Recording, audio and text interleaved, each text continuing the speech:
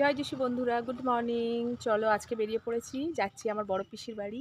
আজকে আমার বড় পেশার আজকে কালো মিশা আছে, মানে 41 দিনের প্রার্থনা সভা। চলো কোথায় যাচ্ছি, কি করছি, পারলে তোমাদের দেখাবো। Bye bye.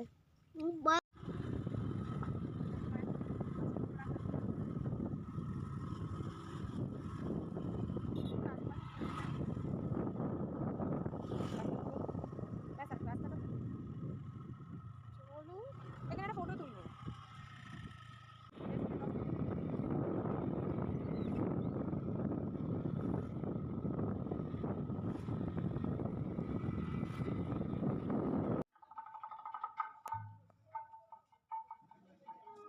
কথা দিয়ে আসিল প্রভুকে ধরাই তিনি কথা দিয়ে আসিল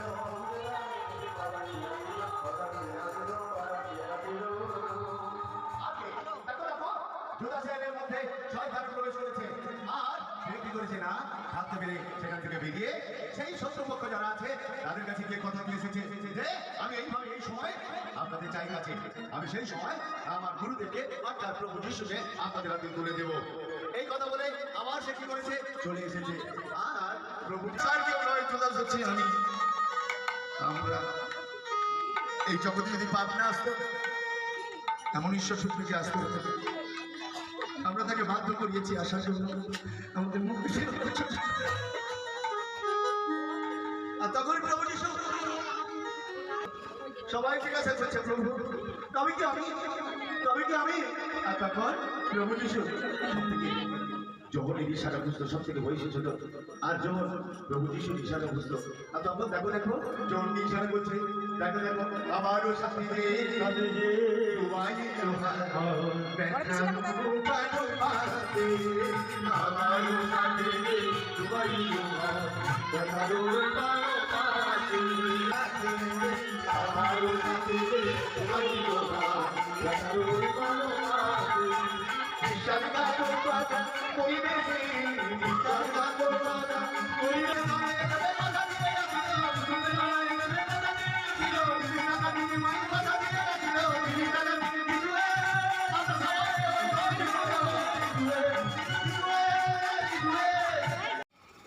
আমাদেরকে ছেড়ে 41 দিন আগে তুমি সেই ঈশ্বরের ধামে, যেটা আমরা বলি স্বর্গরাজ্য, সেখানে তুমি উপস্থিত। যদি তুমি কোনো পাপ, কোনো ভুল, কোনো দোষ, কোনো ত্রুটি এখনো আছে, তার জন্য আমরা প্রভুর কাছে ক্ষমা প্রার্থনা জানাই, যেন সেই পরম পিতা ঈশ্বর তাকে, তার আত্মাকে ক্ষমা করে নিজের স্বর্গধামে স্থান দান করে।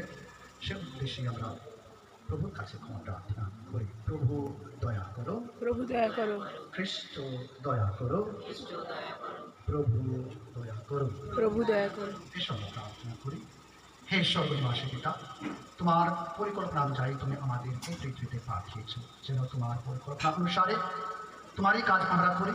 যতদিন না তোমার ইচ্ছা, ততদিনই এই জগতে আমরা থাকি। সে জামাইয়ের মতন জামাই হয়েছিল, এবং সে সেন্ট জেভিয়ার্সের বাবা যখন মারা যায়, তার পরবর্তীকালে আমার তো বোনাই সেখানে চাকরি করেছে, ছোটো বোনাই প্রভাস বিশ্বাস এবং সুভাষ মণ্ডল, তাই তিনিও চাকরি করেছে। কিন্তু অবসরের পরে তিনি বাড়িতে বসলেন এবং নানা কাজে তিনি ব্যস্ত থাকতেন। কিন্তু সুভাষদা ছিল এমন যা আমরা বলে শেষ করতে পারবো না তার কথা। তার প্রতি ছিল আমাদের গভীর ভালোবাসা, এবং সে আমাদের প্রত্যেক ভাই বোনকে তার নিজের ভাই বোন বলে সে সম্মান দিত, ভালোবাসত।